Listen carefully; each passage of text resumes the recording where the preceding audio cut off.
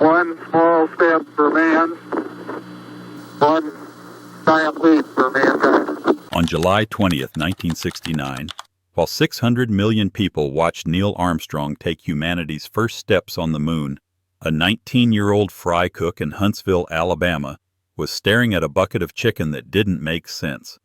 His name was Earl Higgins. He worked the evening shift at a Kentucky Fried Chicken on University Drive, 3 miles from the Marshall Space Flight Center, where the Saturn V rocket had been designed. The restaurant sat between a Texaco station and a hardware store, a squat brick building with a rotating bucket on the roof that turned day and night, visible from the highway. Earl had been working there since April. 5 nights a week, 4 o'clock to midnight, standing over fryers that kept the kitchen at 95 degrees even when the air conditioning was running. His job was simple. Drop raw chicken into boiling oil. Wait exactly 12 minutes, pull it out, let it drain, move it to the warming station, repeat.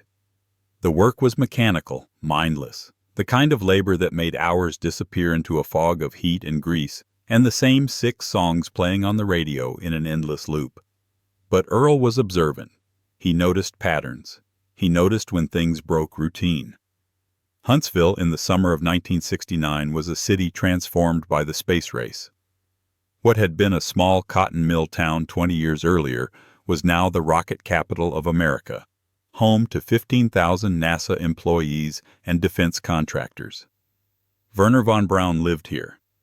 The German scientists who designed the V-2 for Hitler and then switched sides after the war, they were here too, working in air-conditioned offices at Marshall, calculating trajectories and fuel loads and heat shields. The streets smelled like diesel and cut grass. The sky was hazy with humidity. Every other car had a Huntsville, Rocket City, USA bumper sticker. Pride was thick in the air that summer, a kind of swagger that came from knowing your town had built the machine that would put men on the moon. But underneath that pride was something else. Paranoia. The FBI had a field office downtown. The Army had counterintelligence officers embedded at Redstone Arsenal.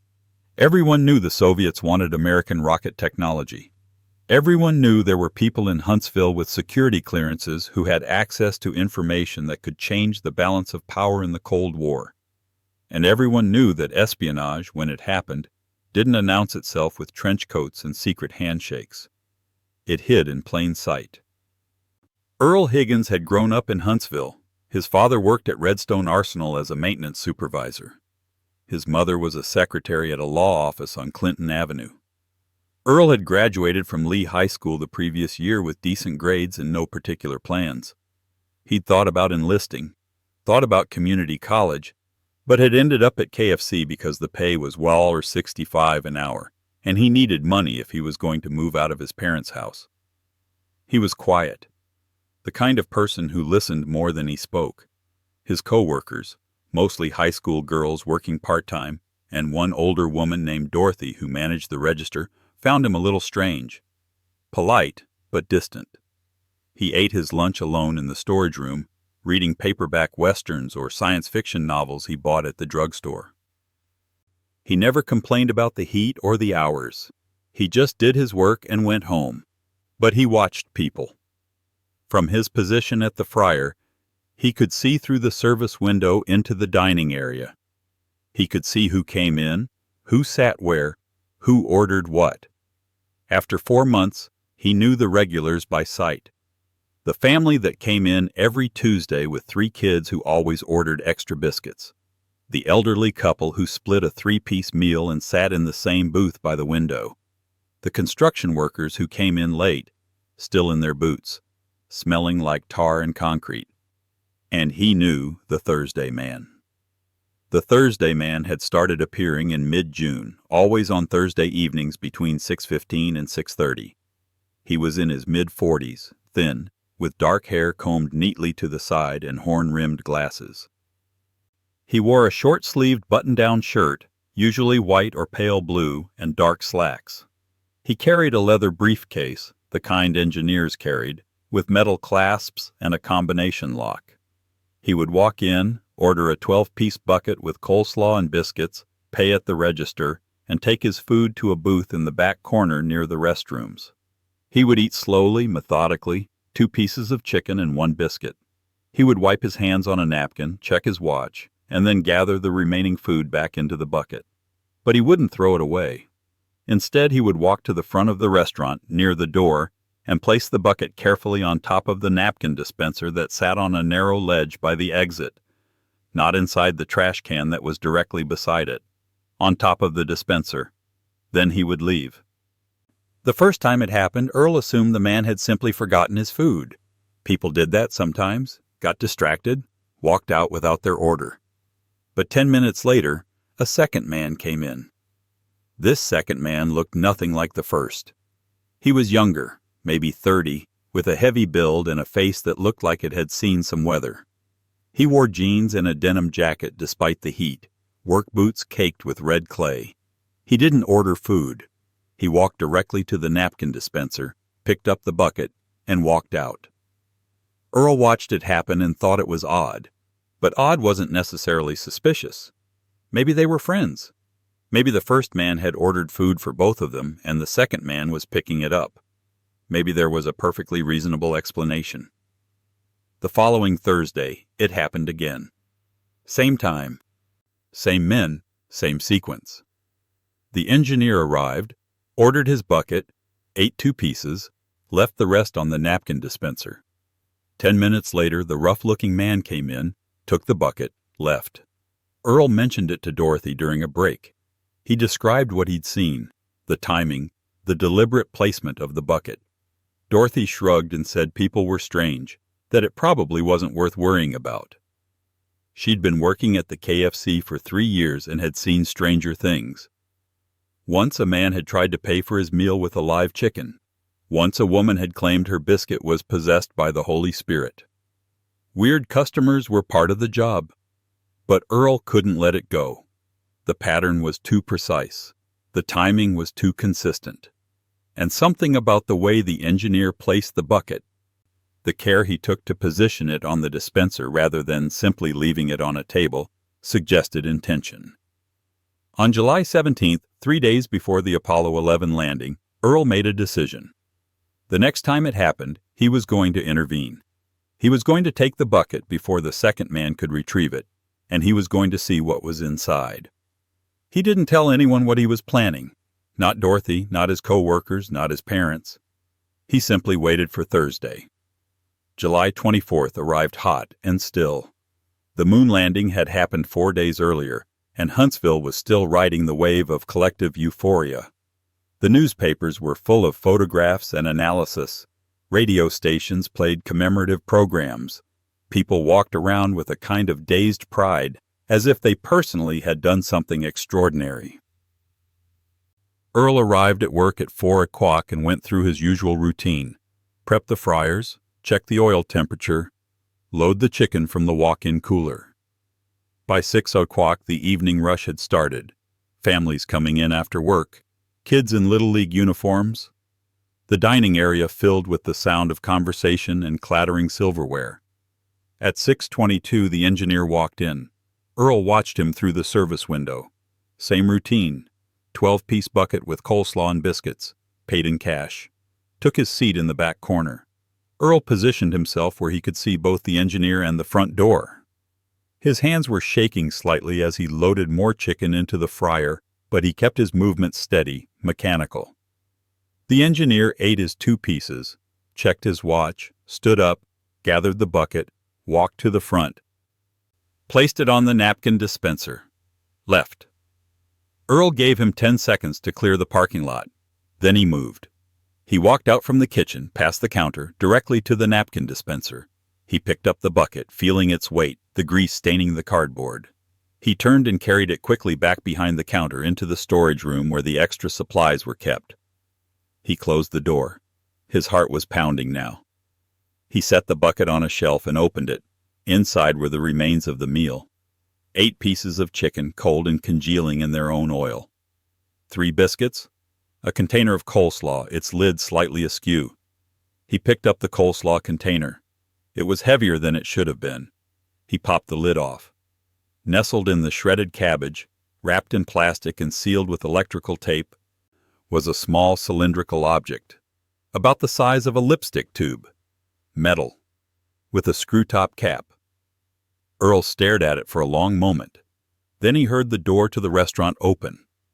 Footsteps. A voice asking Dorothy something. He recognized the voice. The second man, the rough one. Earl wrapped the cylinder in a napkin, shoved it in his pocket, and replaced the lid on the coleslaw container. He put everything back in the bucket, closed it, and stepped out of the storage room. The second man was standing at the counter, his eyes locked onto Earl, then onto the bucket Earl was holding. Dorothy was behind the register looking confused. The man's expression was neutral, but his body language was tense, coiled. "That's mine," the man said. His voice was flat, southern, with the slow cadence of rural Alabama. Earl kept his voice steady. "I'm sorry, sir.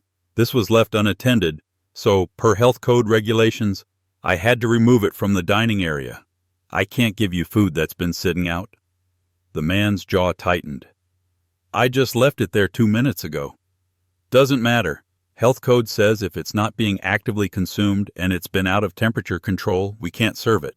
I can offer you a fresh order at a discount if you'd like." The man stared at him. Earl could feel Dorothy watching this exchange, confused by the sudden tension. For several seconds, neither man spoke.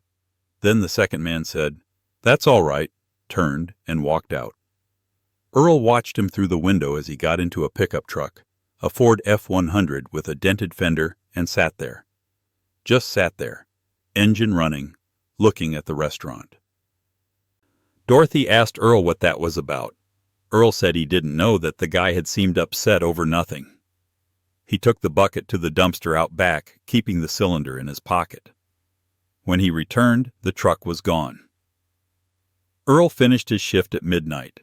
He drove home in his mother's Buick, the cylinder wrapped in napkins in his glove compartment. He didn't sleep. He sat at the small desk in his bedroom and examined it under his desk lamp. The cylinder unscrewed. Inside was a thin roll of film, the kind used in cameras, but smaller, much smaller. Microfilm. Earl didn't own a microfilm reader.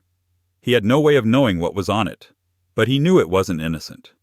You didn't hide microfilm in a bucket of chicken unless you were trying to pass information secretly. And given the location, given the proximity to Marshall Space Flight Center, given the timing during the height of the space race, Earl understood with cold certainty what he was looking at. Espionage. The next morning, Friday, July 25th, Earl called the FBI field office in Huntsville from a payphone at a gas station 3 blocks from his house. He explained to the agent who answered that he had information about what he believed was espionage activity. The agent, to his credit, didn't dismiss him, asked him to come to the office that afternoon. Earl went. He brought the cylinder. The agent who met with him was named Frank Gresham, a man in his late 30s with close-cropped hair and the bearing of someone who'd spent time in the military. Gresham listened to Earl's account without interrupting, took notes, examined the cylinder and the microfilm, asked detailed questions about the 2 men, their appearances, their routines, the timing of the exchanges. When Earl finished, Gresham left the room for 20 minutes. When he returned, his demeanor had changed, more focused, more urgent. "We need to see what's on this film," Gresham said, "and we need to know who these men are." The microfilm was developed and examined by FBI technical specialists that afternoon. What they found confirmed Earl's suspicion and exceeded the Bureau's worst fears. The film contained photographs of technical documents, Saturn V telemetry data, fuel mixture specifications, guidance system schematics, the kind of information that was classified at the highest levels, that required security clearances and need-to-know authorization to access, the kind of information that, in the hands of Soviet engineers, could accelerate their own rocket program by years. The documents in the photographs bore stamps and markings that identified them as originating from Marshall Space Flight Center. Someone with high-level access was photographing classified materials and passing them through the KFC dead drop. A task force was assembled immediately. Gresham was assigned as lead investigator. Earl was asked to continue working his normal shifts and to act as if nothing had happened. The FBI would conduct surveillance at the KFC, monitoring for the next exchange. They needed to identify both men. They needed to follow the chain. They needed to know who the courier was delivering to. The following Thursday, July 31st, the trap was set. FBI agents were positioned throughout the restaurant, disguised as customers. One sat in a booth reading a newspaper. Two others, a man and woman posing as a couple, occupied a table near the window. Outside, 3 unmarked vehicles were parked at strategic positions around the lot, equipped with cameras and radio equipment. Earl was told to work normally, to do nothing that would alert either man to FBI presence. At 6:19, the engineer arrived. He went through his routine, ordered the bucket, sat in his usual booth, ate his 2 pieces. At 6:38, he stood, gathered the bucket, and walked to the napkin dispenser. This time, inside the coleslaw container, the FBI had placed a modified cylinder, identical to the one Earl had intercepted, but this one contained a miniature radio transmitter, technology developed by the Bureau's Technical Services Division. It would allow them to track the bucket remotely once the courier picked it up. The engineer placed the bucket and left. 10 minutes later, the rough-looking man entered, picked up the bucket, walked out, got into his truck. The FBI vehicles followed. The courier drove south on University Drive, then east on Governor's Drive, then north into the residential neighborhoods that climbed the lower slopes of Montesano Mountain. The FBI maintained visual contact from a distance, supplemented by the radio signal from the transmitter. At 7:14, the truck pulled into a scenic overlook on Montesano, a public viewing area popular with tourists and young couples. The overlook provided a panoramic view of Huntsville spread out below, the lights of the city beginning to flicker on as dusk settled. The courier parked, waited. At 7:22, a second vehicle arrived. A dark sedan with diplomatic plates.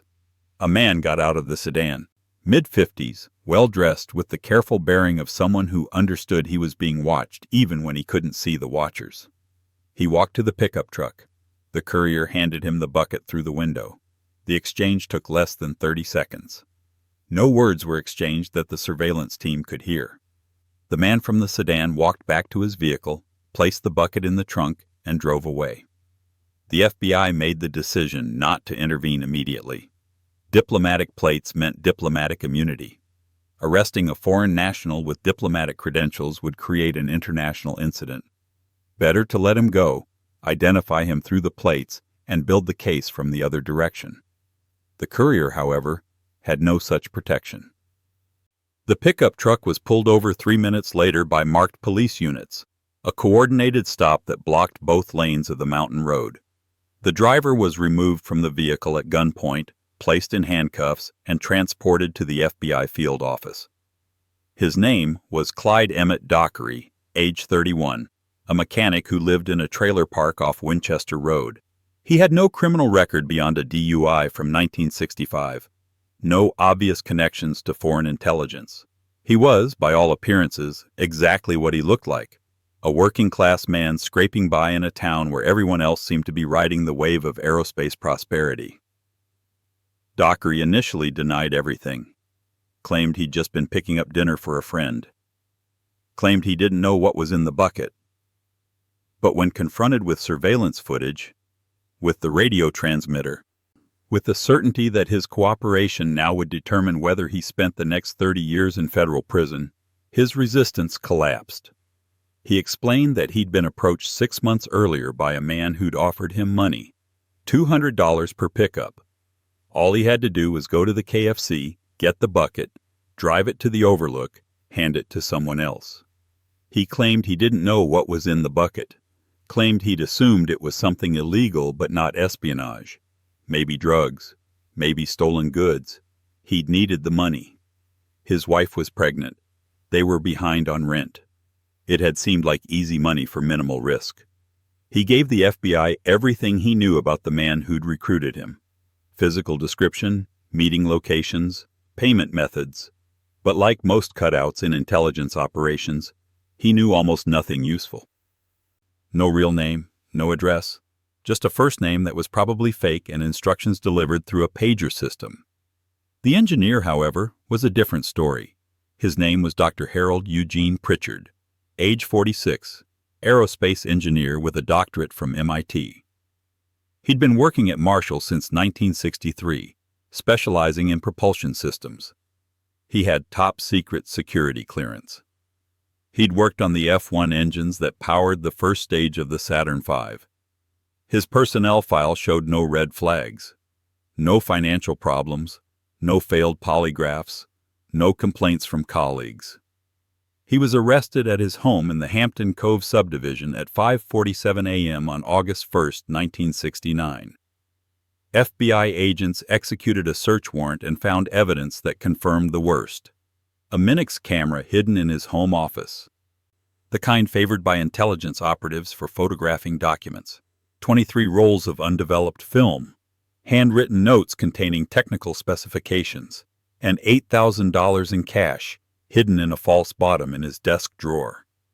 Pritchard initially invoked his right to remain silent, but after 3 days of interrogation and being confronted with the physical evidence, the surveillance footage, and Dockery's testimony, he confessed. He explained that he'd been recruited in 1967 by a Soviet intelligence officer operating under diplomatic cover in Washington, D.C. The approach had been made at a technical conference.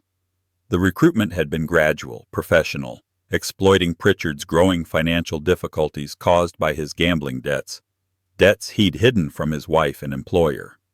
He'd been paid, initially, $3,000 for a single batch of documents, then $5,000, then more. The money had been too easy. The risk had seemed manageable. And the rationalization he'd used, the one many spies use, was that he wasn't really betraying his country. He was just sharing scientific knowledge. He told himself the Soviets would develop this technology eventually anyway. He told himself it would help prevent war by leveling the playing field. The KFC dead drop had been designed by his handlers. Simple, deniable, using a location with high foot traffic where a regular pattern wouldn't stand out. It had worked perfectly for 2 years. Until a teenage fry cook noticed something was wrong. Dr. Harold Pritchard was charged with 7 counts of espionage under the Espionage Act of 1917. He pleaded guilty on October 14, 1969, as part of a negotiated agreement that spared him the death penalty in exchange for full cooperation with counterintelligence debriefings. On November 3, 1969, he was sentenced to 40 years in federal prison. He would serve 26 years before being released on medical parole in 1995. He died in 1998. Clyde Dockery was charged with acting as an agent of a foreign power and conspiracy to commit espionage. He pleaded guilty and received a 15-year sentence. He served 9 years and was released in 1978. The Soviet diplomat who'd received the final delivery was quietly expelled from the United States 3 weeks after the arrests, along with 4 other Soviet nationals identified as part of the support network. No public announcement was made. The State Department handled it through back channels to avoid a diplomatic crisis during the ongoing SALT talks. Earl Higgins was never publicly identified. The FBI classified his involvement to protect him from potential retaliation and to preserve the investigative methods used in the case. He received a commendation letter from FBI Director J. Edgar Hoover, which he kept in a drawer and never showed anyone. He continued working at the KFC until 1972, when he enrolled at the University of Alabama, Huntsville, on a scholarship arranged quietly through FBI connections. He studied computer science, graduated in 1976, and worked for the rest of his career as a systems analyst for defense contractors in Huntsville. He married, had 2 children, and lived the rest of his life as an ordinary citizen in the city where he'd grown up. He never spoke publicly about what happened that summer. When asked by his children years later why he'd left KFC, he said simply that he'd wanted to do something different. The KFC on University Drive closed in 1987 when the franchise owner decided not to renew the lease. The building stood vacant for a decade before being demolished to make room for a strip mall. No plaque marks the location. No historical marker explains what happened there. But in the FBI's files, in the classified case summaries that historians with proper clearance can now access, the operation is recorded as one of the most significant counterintelligence successes of the Cold War's middle period. A major Soviet intelligence network dismantled, classified information secured, American rocket technology protected at a critical moment in the space race. And it happened because a 19-year-old who worked over a hot fryer for $1.65 an hour noticed that a man kept leaving his chicken in the wrong place. In the vast machinery of Cold War intelligence, with its satellites and supercomputers and armies of analysts, it was one ordinary person's attention to detail that achieved what everyone else had missed. Not because he was trained, not because he had special access, but because he noticed when the pattern broke, and he cared enough to do something about it.